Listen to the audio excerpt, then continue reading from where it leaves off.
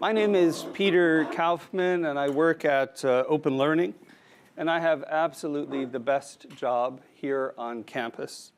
Together with our team in resource development, I have the opportunity in fundraising to work with the most progressive, the most generous, the wisest, the most courageous, the most creative, the bravest, and I'm just reading the adjectives they sent me, the most creative, the bravest, the most handsome, elegant, the strongest, most intelligent, the most exciting and intelligent people, the most visionary and courageous philanthropists, the most generous people in the world, of the thousands, literally thousands of people who have given so generously to OpenCourseWare. Over the past 25 years, yes, 3 people stand out as exemplars of this kind of vision. You'll find out which 3 in a minute. 3 people stand out as exemplars of the kind of vision, commitment, and courage we admire. We admired then at the start of OpenCourseWare, and today, now more than ever. Kathy Casserly is an advisor, strategic consultant, executive coach, and a pioneer of our global OER movement. Kathy led the creation and launch of Hewlett's initial $100 million portfolio in open education, and later served as CEO and president of Creative Commons. Her work at and with the Carnegie Foundation, the Aspen Institute, OpenStax at Rice University, Open Education Global, and across the philanthropy and technology sectors have influenced countless leaders and organizations advancing openness today and forever. Peter Baldwin is Research Professor of History at UCLA, Global Distinguished Professor at NYU, and Chair of Arcadia, the London-based philanthropy that he founded together with his wife, Lisbeth Rousing. Peter chairs the Digital Committee of the New York Public Library's Board of Trustees, serves on the Wikimedia Endowment Board, and is the author of, among other books, Athena Unbound: Why and How Scholarly Knowledge Should Be Free for All. This is an MIT Press book. Everybody should go out and get an MIT Press book today, but it's also available open access, and we'll return to this. Arcadia supports open access to knowledge as one of its priorities and has been a catalyst of expanding open at MIT. Because open learning, as we've heard throughout today, is not alone here. The MIT Press, the MIT Libraries, the MIT Museum, the MIT Media Lab, all play a role in this enterprise of what Hal Abelson, or maybe T.S. Eliot, has called daring to disturb the universe. T.J. Bliss is a former program officer at the William and Flora Hewlett Foundation, where he led the foundation's strategy for open education resources. He co-developed the Costs, Outcomes, Uses, and Perceptions Research Framework, which is foundational to open education research throughout the world. And he was instrumental in developing the UNESCO recommendation on OER.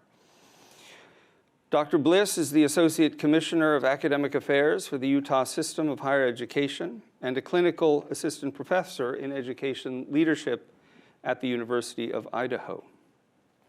Dr. Bliss can also read Tolstoy and Dostoevsky in the original Russian, which no doubt increases the likelihood that as a human being, he will understand the world in all of its fullness and actually find fulfillment.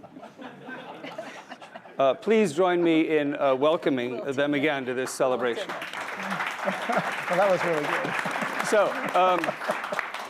So we're describing our part of the MIT OCW conversation as one about the essential role that philanthropy has played and continues to play in driving forward a global movement centered on access, equity, and the belief that knowledge should be a public good. We should start with some origin stories and questions for Kathy Casserly here in particular. I have with me the original funding proposals to the Hewlett and the Mellon Foundations. Some signature blocks are still blank and unsigned in these documents, so the whole enterprise might be invalid or whatever, but we'll ignore that right now. It says in one of these from 2001 the following. From 2001, OCW clearly has the potential to fulfill the educational promise of the World Wide Web. The OCW concept will help transform the way colleges and universities define their role in disseminating knowledge, their outreach to new audiences around the world, and their institutional and faculty engagement with the internet as a vehicle for service, not just for profit. 2001. All the MIT schools, all the MIT departments. I mean, what on earth were you thinking when you decided to fund this kind of thing? I was thinking back to that document, and I recall it was a 20-page document. And there are a few 20-page documents that got through the Hewlett Foundation with a $50 million grant. And this was one of them. And we did have Mellon Foundation as a partner. We trusted Mellon Foundation and Bill Bowen and Ira Fuse, who were key leaders there. And I don't know what we were thinking, but we knew it was the right big idea. And I think at Hewlett, it was, or I'd say for the ecosystem, it was what I call synergy or synchronicity kind of meets preparation, meets opportunity, and meets timing. The internet was changing the world. We knew something had to happen.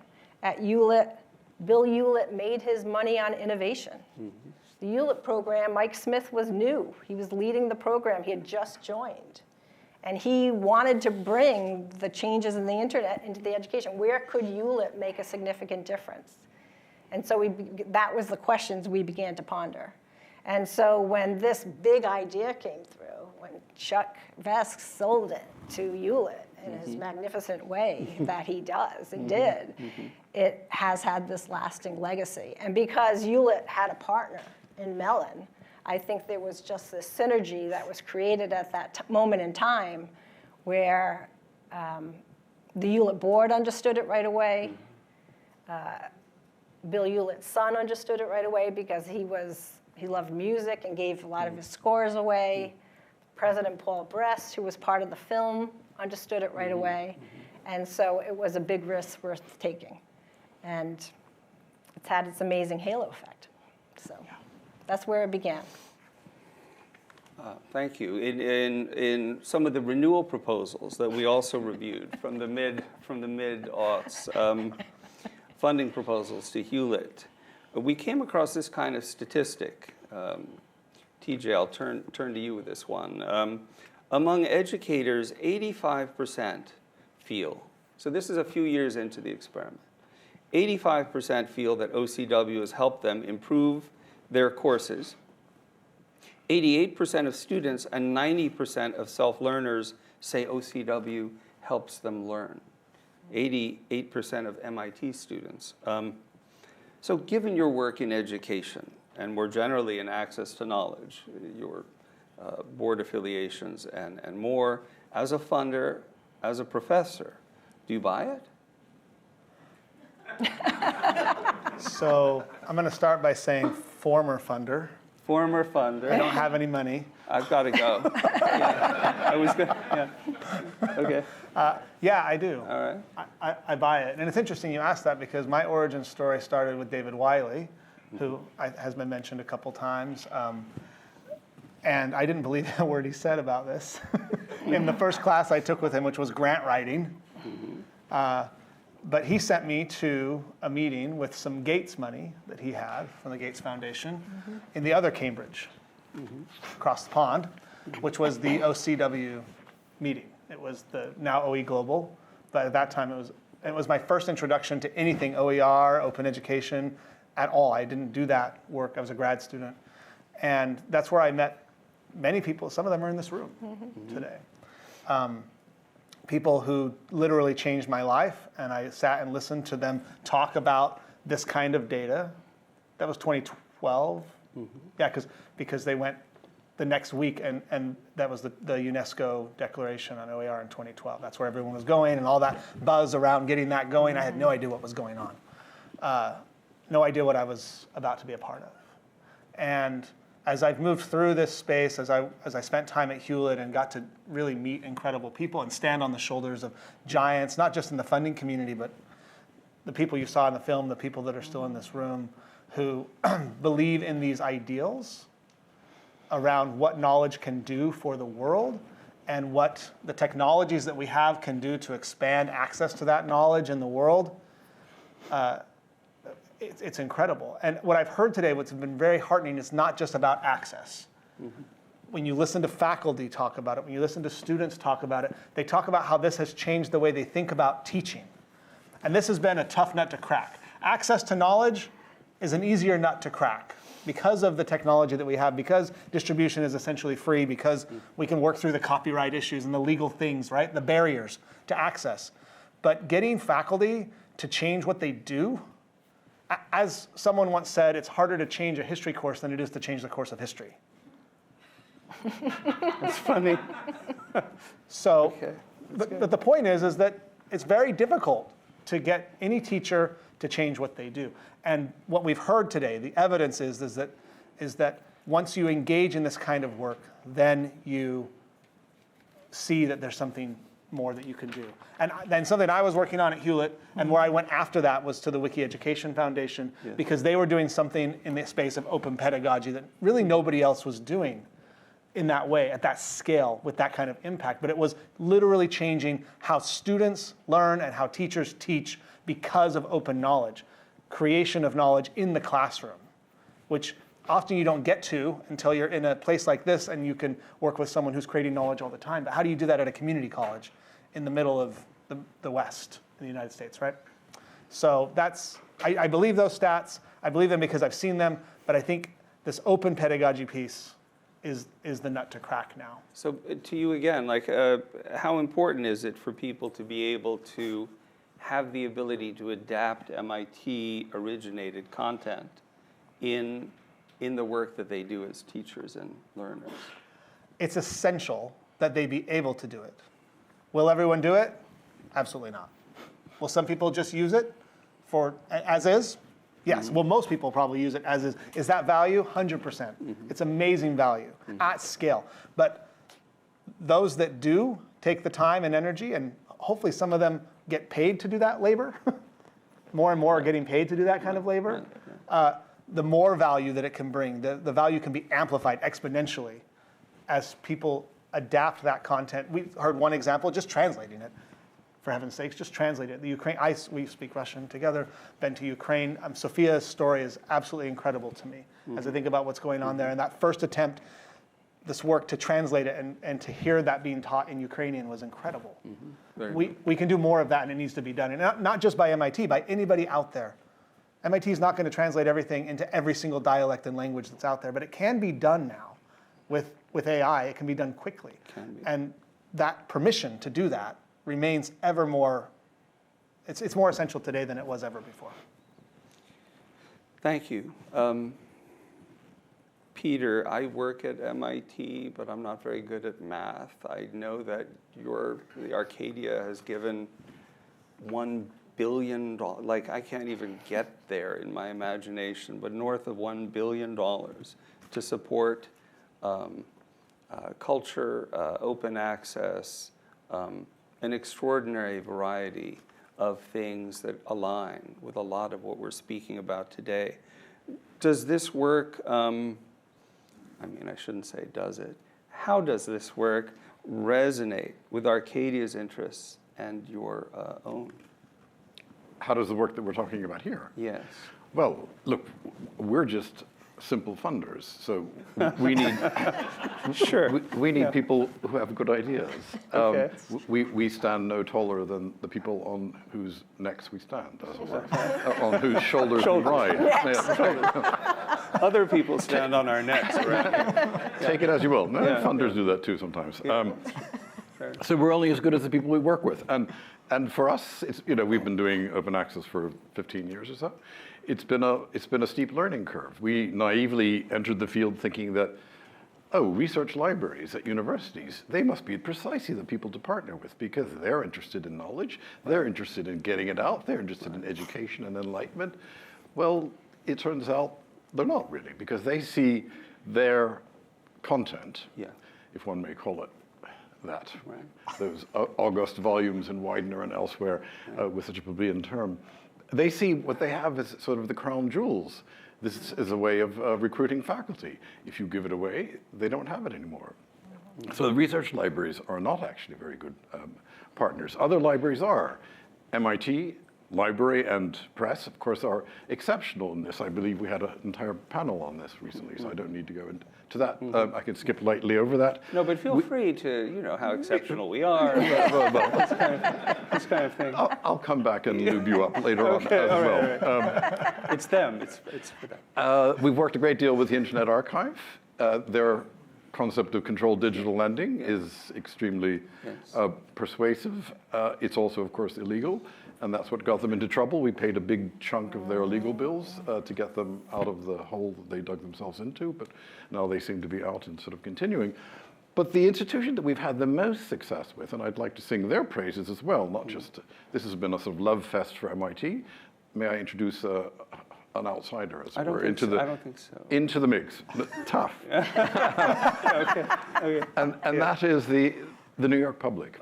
The New York Public Library is, of course, you know, not only the biggest actual public library system in the country, I think. If it's not the biggest, it's the second biggest, something like that, depending on, I don't really know what the metrics and how they measure this.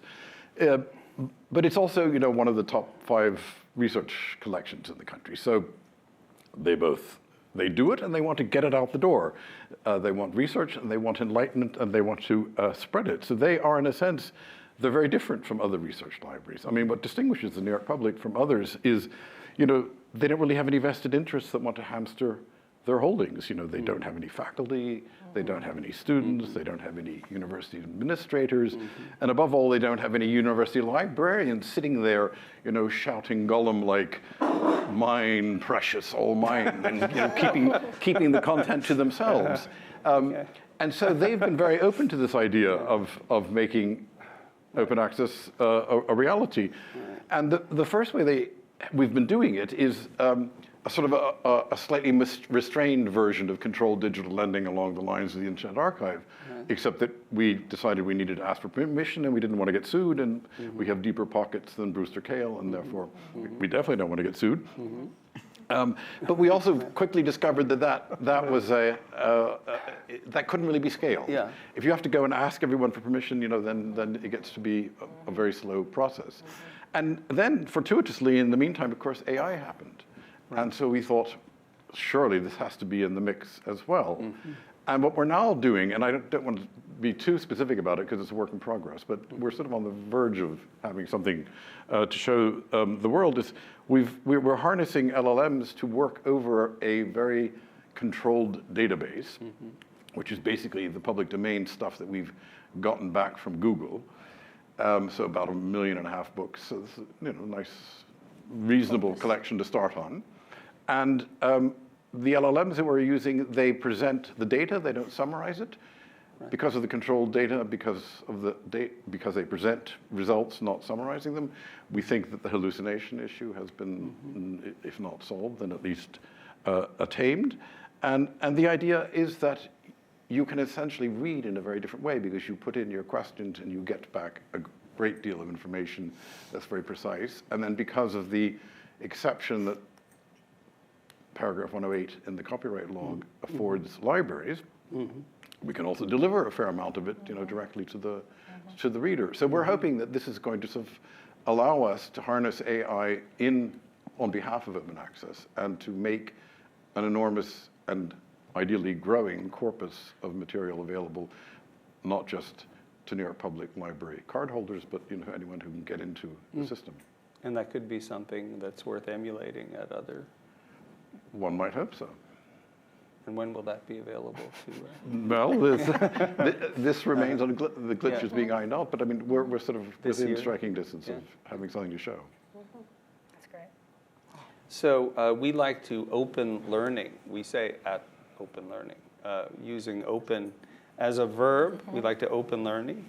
So for Peter also, but for the panel, to interrogate a little bit the importance of freeing knowledge generally today. Peter, in Athena Unbound, why and how scholarly knowledge should be free for all, available from the MIT Press, did I say that? Also in an open access edition. You write, the vested interests of rights holders are open access's biggest hurdle, 2023. And some scientific publishers, in all their trickery, have, quote, adopted the open access mantra, chanting it all the way to the bank. Still valid as critiques of boundaries to open access? I guess what I'm asking is, what are the forces that seem to be closing access to knowledge, or trying to keep it closed, or trying their darndest, whether these are state interests, whether these are commercial and business interests? Especially now, as someone has put it, the truth is so often paywalled, but so many lies are free.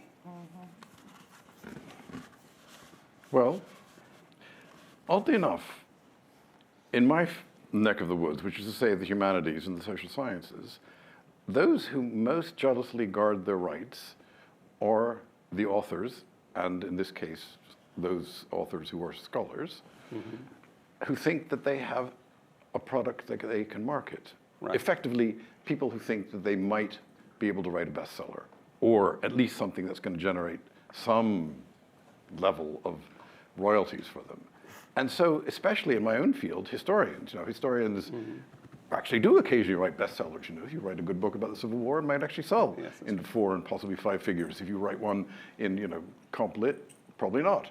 So there are certain fields that, are more where the illusion still remains, viable, that one might come up with something. I find that they are often the most jealous guardians. Whereas the scientists, there it seems to be strictly an economic problem. There are interests that are making money off of open access in a way that probably goes beyond the pale and needs to be reined in and needs to be made more affordable. But the scientists themselves have no illusion of ever profiting from their output, from their content. And it's only the publishers who are sort of in it. Whereas, for the humanities and social science people, the authors and the publishers still collude. Can I just pick up on a Yes, point? please, panel. So it's fascinating because in the origin of MIT OpenCourseware, to get the first 5 faculty, I don't know, Steve, were you here? Bill, Dick, you, Shigeru, to get the first 5 faculty, they weren't lining up. They were not lining up. They were afraid. If I open up my classroom, will anyone come to class? It was like Ann Martelis and pulling teeth, all that work that the OCW does of making it easy for faculty. Just hand me your notes, we'll give it back to you, we'll tape your notes. It's 25 years later, it's the same story. Now, once that happened, the first 5 or 10 got released, and those faculty became rock stars. Is Gilbert Strand still here? His linear algebra course got disseminated around the world so quickly.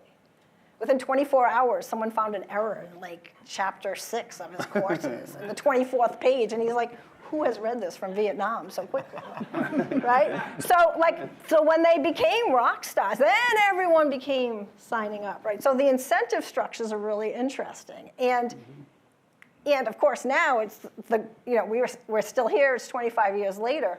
But there were so many blockages along the way, which MIT OpenCourseware figured out, and with the faculty, and with the going back to the values, and with Chuck Vest always saying that it was about improving teaching and learning at MIT.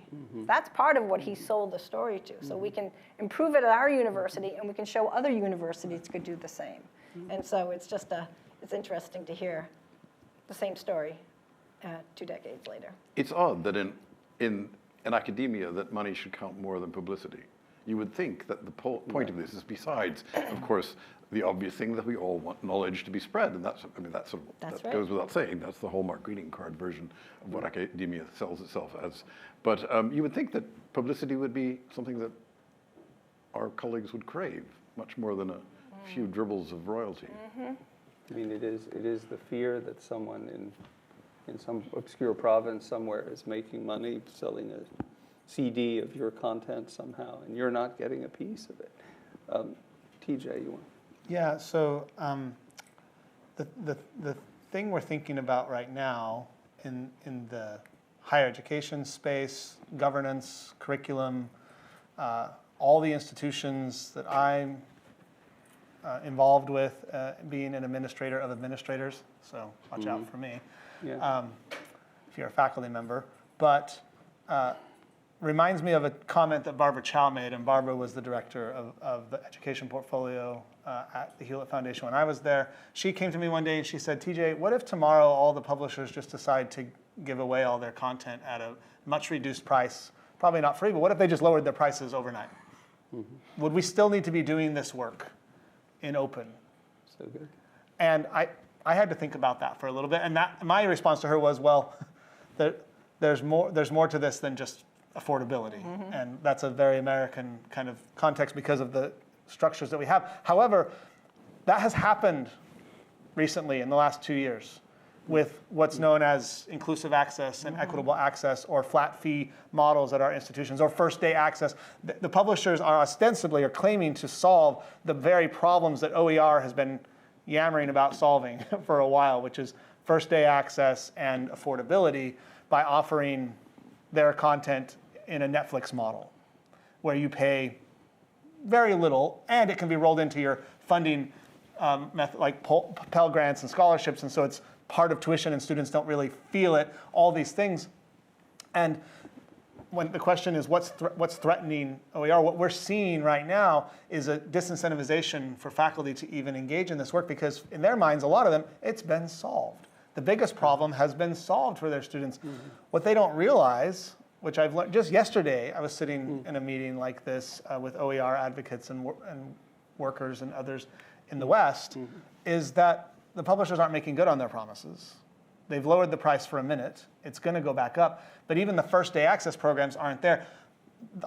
One student didn't get their books for 6 weeks in their first day access program. And so as a policymaker, which is the role I'm in now, I'm thinking, how can we establish policies and guidelines and frameworks and protections against the damage that this is actually doing to open knowledge, and to the halo effect, which I hope becomes more than a halo effect, it becomes the real effect of changing the educational practice. Well, if faculty feel like, oh, my students all get their textbooks for free, they don't have to pay for them now, the incentive to actually engage in this is going away at the institutions that have adopted these models. That's what we're seeing right now, and I think that's the saddest thing for me. I get why, I'm not faulting the publishers for it, by the way. I know there's some of them might. Like, they are incentivized, but they do everything exactly the way that they're going to do it because of the incentives that are there. The business model, the thing that they're doing. Like, I'm surprised it took so long to get there. But I don't know that we are responding in a way yet that is addressing those challenges head on. I'm trying in my role through policy that we hope to have through the door in June to put some barriers on this, but I still don't know how to solve for the disincentivization to actually adopt OER, to change your pedagogy, to care about student affordability when they think the problem is solved. And it's erroneous because it's not solved for the students. It still costs them. It's now just a piling into their debt. So it's being hidden from them. That's what's worrisome to me. Can I add a point? Yes, please.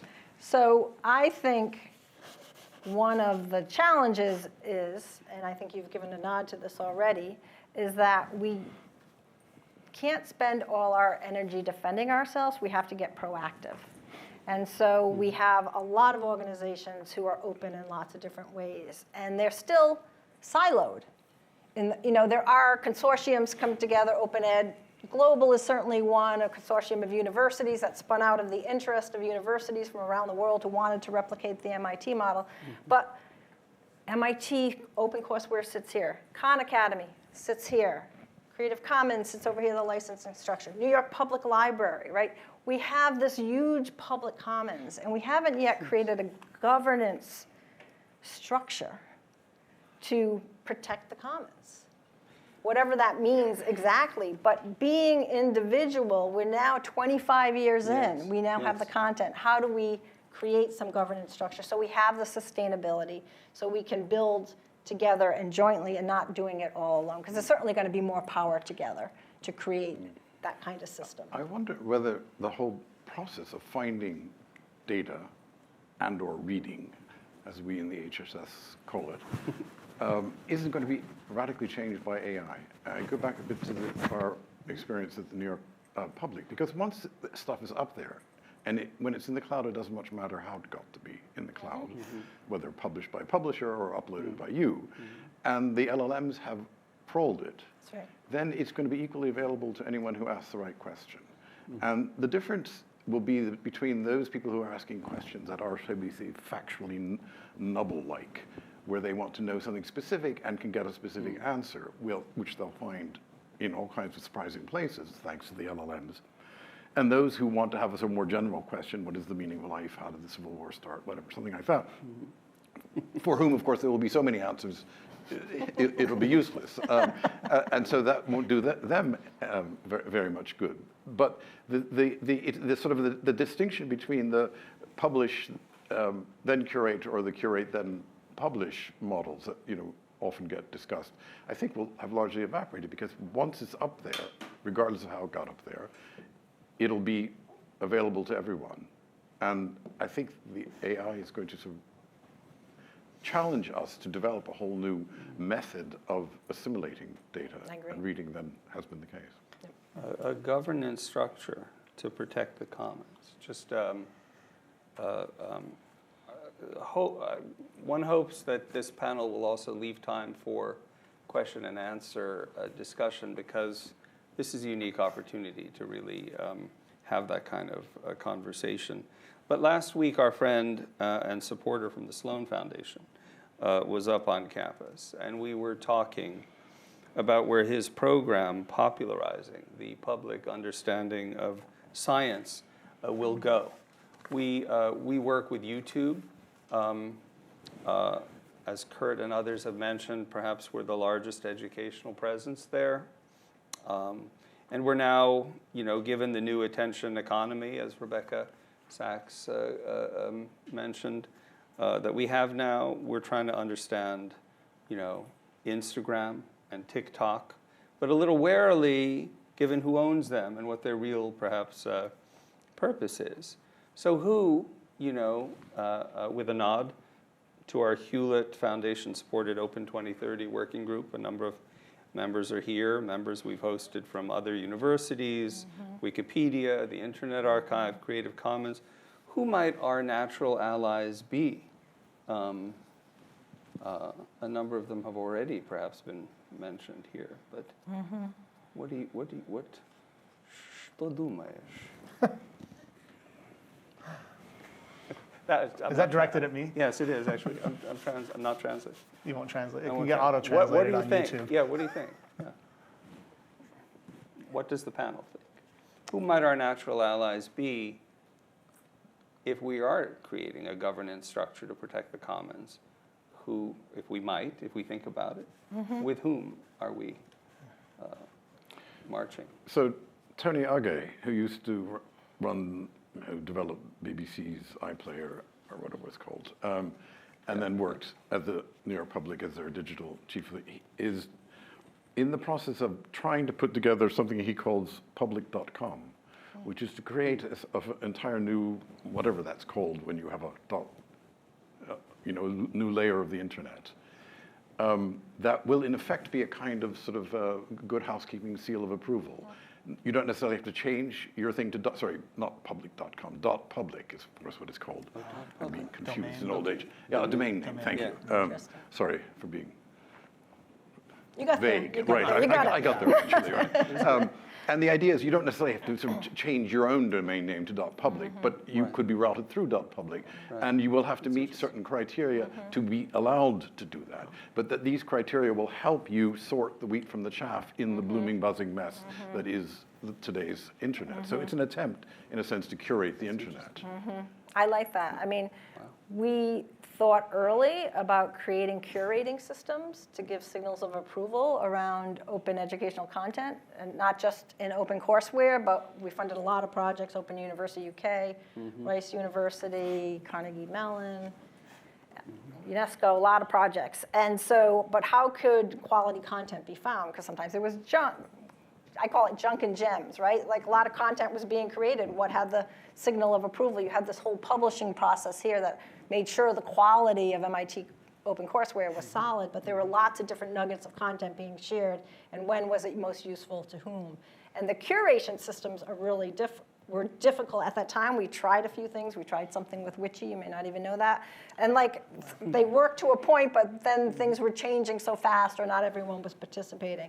So I like this idea about .public, and I think a lot of it is how you get higher ed institutions to join in a consortium way, how you get others to join in early. I mean, MIT joined in early around sharing their courseware, but it was difficult to get another US-based university to follow MIT because MIT's brand was so strong.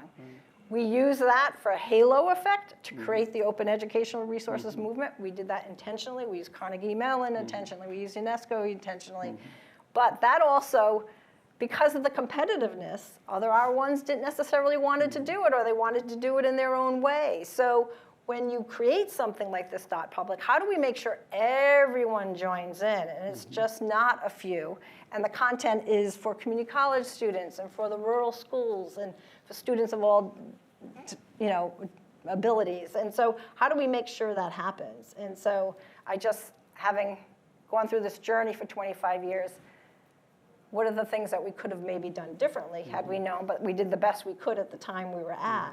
But now, since we have people still leading this, how do we pass the baton and make sure people are really thinking about that inclusiveness and bringing all players to the table? So one other nod.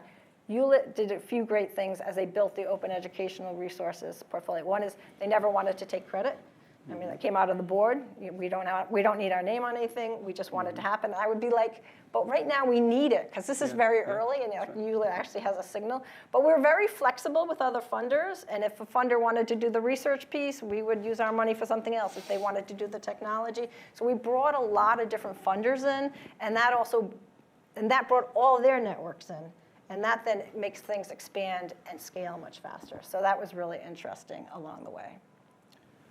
So I don't have an answer to your question beyond this, but I do have a question for your question. Okay.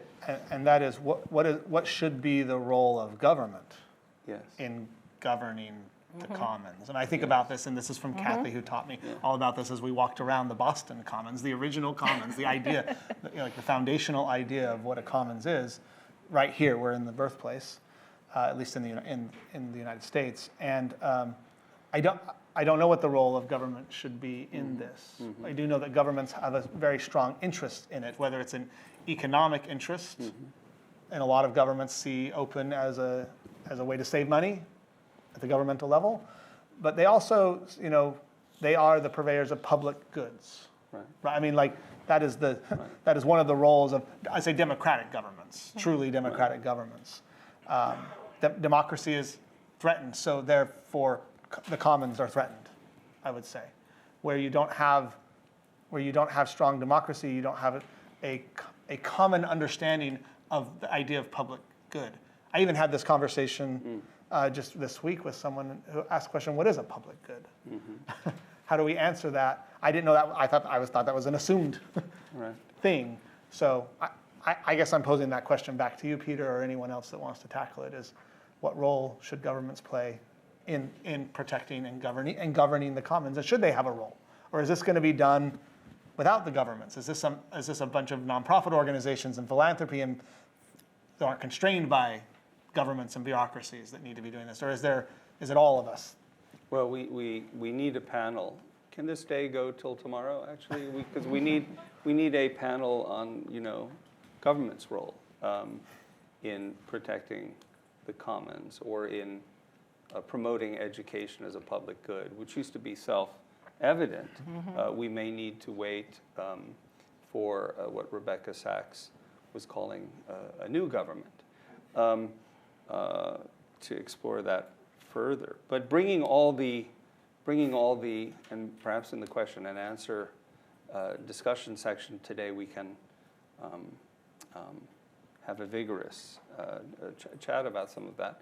But bringing all the players to the table, I know that in the early proposals to Hewlett and Mellon, there was a remarkable level of attention being paid to creating a movement, not just to funding MIT, and I withdraw the word just, not just funding MIT, but to creating a movement. And so the Open Education Consortium that Steve Carson and other people here had such a major role to play in.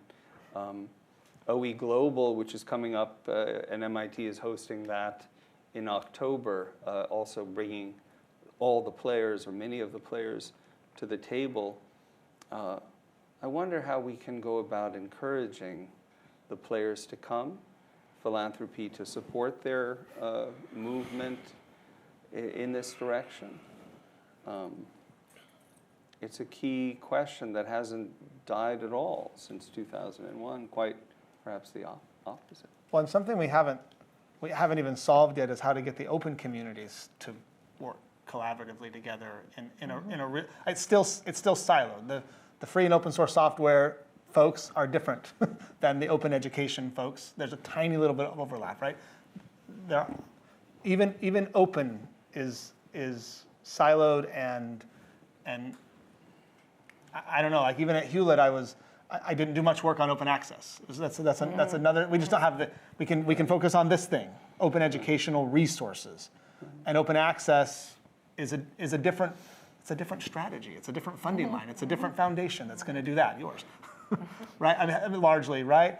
And there are a few organizations. Nicole Allen's here from Spark that even there you have two people. One's on open access and one's on OER, right? And they've tried to have conferences together, and they've been interesting, let's say. But we haven't even found a way to do that. So the challenges are real here, even in the open space, whether it's open science, open culture, open knowledge, open education. They're still distinct disciplines or groups or communities, maybe is the word. So protecting the commons, which encapsulates all of them. Yeah, that's a different. Is I guess I'm just highlighting, it's a big challenge. There's no easy solution to this. Well, I think each part of the ecosystem had to grow and become stable enough as its own entity for then it to begin to create the network among them. It was the same with organizations in the open education space, right? There was Open University UK and Michigan, and Michigan was doing work and UNESCO was doing work, and then we had work with VJ in India, and they were all coming to me, and I'm like, you guys got to talk to each other because I'm only one person, right? And now look at this amazing ecosystem. The thing on the funders too is that I think philanthropy is there for a while, but they're not there forever. 25 years ago, the idea was that we would help kickstart this initiative at MIT, but that MIT would build it into its institutional line. It would become so valuable to the organization. We know alumni still love it. We know students who are coming to MIT. We've heard the stories, who take the courses, who then can join in. So there's a lot of benefits that MIT has experienced as a part of this, and that there are real costs, and those real costs have to be borne, and they can't be borne by philanthropy forever. And so that's where I think governments come in. Nicole Allen, I mean, she led a lot of the work in California. $115 million are going to the Open Initiative in California. So what about if every state did that, or many states that did that, right? So there can be some different replication. So I think we have to think about governments, and when we talk about governments, we don't have to talk just about the United States. There are governments around the world who are supporting this work in important ways too. Yeah, but be careful what you wish for when it comes to government. I mean, look at the debate over whether or not social media should be reined in. I mean, is there any agreement other than that something needs to be done on that? Or safe harbors and fair use. I mean, when I talk to Europeans, it is very common among even bien pensant liberals that safe harbor is an absolutely atrocious thing and must be shut down immediately, and fair use is wildly something that goes against authors' moral and other interests. And the reason why the system in this country, even today, is more flexible, more open to this, is precisely because of these things like fair use and safe harbors that the Europeans have basically shut down. So too much government meddling is also a problem. So I've been thinking about this week. I was talking with our chief financial officer about this, who's new to this topic. He might be listening, so I hope I don't get in trouble with this comment. But he challenged. I said, it's always been my belief that the solution for sustainability, the business model for open education, is government. That actually, I attribute that to Wayne McIntosh in New Zealand. That he said that all the time. The business model, the sustainability model for open education needs to be the public. It needs to be government, because that's where the public funds are. But this person who has been in public finance for a long time challenged that a little bit by saying there are so many competing interests that are so heavy, especially here in the United States. He just mentioned Medicaid. That it's even threatening higher education generally. Public higher education is threatened, as existentially threatened.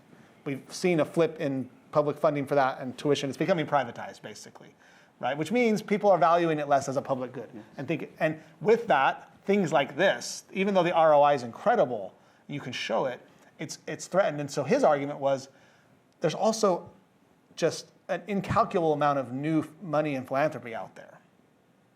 And that was his argument. Maybe I'm throwing this out as a challenge to say, there are lots of people with lots of money who could fund all of this pretty easily without even really feeling it, although governments play in big numbers, the competition for that is so fierce that it's hard. Now, we've seen it happen, right? We've seen it happen in California and New York and Texas and Idaho. Yay, I was there when that happened. We've seen it happen, but is it sustainable? What comes to compete with it? And I don't know the answer. I don't know that I buy it or not, because I spent years trying to work and get more funders involved, more private philanthropy involved in this space, and with some success, but always indirectly. Oh, this fits what we really care about is this problem, and OER helps, or open education helps. But no one came in and said, this is the thing we're going to fund, like Hewlett did or like Arcadia has done. There's very few of them. And you're kind of looking at them right now, in a way. So I'm not giving any hope here. I'm sorry. This is not a... Brutal. Truth. To look a little further into the future, last question from this side anyway. So, what should we be thinking about? And what should we all be doing in the months and the years ahead? Hopefully, panel, audience, in those 2001 proposals again, we wrote, for example, about the power of translation. We expect OCW, we said, to be of particular value for developing countries. MIT will be pleased, we wrote, to have other universities translate OCW into many other languages. We've begun to explore how we might work with Wikipedia to advance Dimitris Bertsimas' vision of reaching 1 billion learners and more, and working more effectively with the Commons to bring to campus a Wikipedian in residence, a Wikipedian at large, who's joined us today, actually. He's here with us. What should we be thinking about? I keep looking at the screen and thinking we have 25 minutes left, but that's just because it says 25 years. It hasn't changed. So we don't have 25 minutes left, but one thing, two things, if our panel would be so kind as to listen to that prompt. Here's what wakes me in a dead sweat in the middle of the night. Who's going to be stewarding digital content? It used to be the libraries that took care of content. The Library of Congress in this country, the ultimate steward. libraries don't own their content anymore. They just lease it from the publishers. We'd be fools to think the publishers are going to be stewards of it. When they go belly up, it disappears. When the content goes into the public domain, are the publishers the ones who are going to keep it on their servers and maintaining it? If not them, then who? Right now, we have various organizations like Lux and Clocks and Portico and things like that, third-party organizations that are the backup systems for the digital content. But is that really what we're willing to rely on as the digital equivalent of the Library of Congress? If so, that's a bit fishy, it seems to me. So I worry a lot about who's actually going to be responsible for maintaining digital content, especially when it goes into the public domain. The cold sweat question for the other panelists? I don't wake up in a cold sweet. That's It's a 'cause you figure live of speech, I think. You live in California. You live in California. California. But I mean, when I think about it, the movement has had so many challenging periods. Yeah. There's been the rest in peace blogs of OER. There's been, there's the publishers we're going to take you out. There's been people who have always been not hopeful, and I do believe there's enough champions. I do believe the work is situated now in enough places around the world and institutions that this will go on, but it needs to evolve. So how and where AI will evolve with open education resources is a big one. And that will make the translation, that will make the ability to take the content and create it in ways that are most useful for different learners is going to be extraordinary. And this is a moment in time when that can happen. Yeah. And tied to that, the human element is still so critically important, as has been raised throughout the day today. And this will actually, I think, free the humans up to do what they do best, is to flip the classroom, to teach in different ways, to work with certain students, to reimagine teaching and learning like we had hoped from the very beginning. Because the inspiration was not to free content. The inspiration was to improve teaching and learning for people around the globe, to have that access to knowledge. And that's the piece that I think we're really getting to. So remain hopeful, as I have been for the past 25 years. Well, and here's some good news. I can say that I do know that a focus on improving teaching and learning is growing across higher education in America. Organizations like AQ, the American Conference on Undergraduate Educators, I think that's what that stands for, they offer now certificates that faculty can get in teaching and learning. And yes, Hewlett funded them for a minute to do some things around OER, but the reality is if more and more faculty are being expected to focus on their pedagogy and their teaching and learning, there's going to be a place for open education, open access, scholarship, all of it. So that's good news, right? That's happening. The other thing that gives me hope is that I think one of the original strategies, and Kathy can tell me if I'm wrong on this, is that the idea was also to institutionalize this approach, right? And MIT, the Massachusetts Institute of Technology, has done that. That's why we're here. I mean, it is part of the institute. It is institutionalized, and it's also the whole idea around open education, OER, open access, has been institutionalized in so many places around the world. But I can tell you, I just came from a meeting yesterday where there were people from Saipan and Guam and all the other Western states and territories, and many of them had the title OER librarian or OER director or OER something in this meeting that I was in with James Gleppa-Grossklag, that you quoted today. I texted him and told him that you quoted to open this meeting. He said he can't be here. But he's in that meeting with his colleagues there focused on this. That gives me a ton of hope that we're already seeing it institutionalized. Can that go away? Sure. Is it likely once it's institutionalized? No, because that's the thing that higher ed's the best at, is just maintaining its status quo. So we've got OER as partly as a status quo, and scholarship's happening too. So that there are challenges ahead, surely. There are all these things we've talked about, but I'm also hopeful because what I've seen is that it's here. So now what do we do with it? How do we move it forward? How do we make sure every president, every provost, every dean, every department chair, and then as many faculty as we can understand that it's here and that what's possible with open. That's, I think, the next frontier. At least I'm speaking as a higher education, as a government person now, but that's what I want to do. Oh, that's right, you're a government person. I'm a government person, that's why I see, I remember. It's fascinating to hear AI creep in again and again into our discussions in the New York Public Library, the future of teaching and learning. And I'm sure we're going to hear more about that in the session that follows. But this is a session on, essentially philanthropy's role, resource development. I would be remiss if I didn't take a second to say that our RD team, Yvonne Eng and Deanne Nigen and Laura White and the venerable and ever-present Tom Smith, have done so much to make this conversation during this panel and this whole day happen. And I just want to...